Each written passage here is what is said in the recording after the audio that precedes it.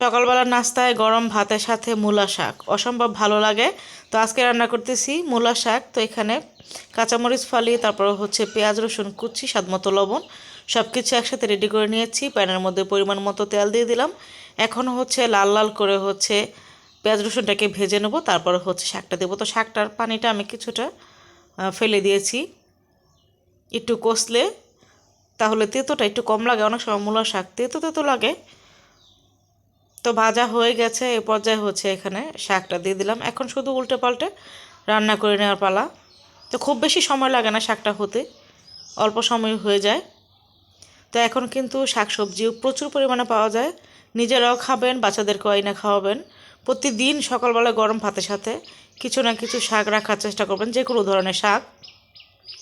শাকের মধ্যে তো প্রচুর পরিমাণে ভিটামিন থাকে, আপনারা সবাই জানেন। আর বিশেষ করে বাচ্চাদেরকে প্রতিদিনই শাক খাওয়ার চেষ্টা করবেন, আর নিজেরাও খাবেন। কালারটা সবুজ সবুজ থাকতে থাকতে আমি উঠিয়ে নেব।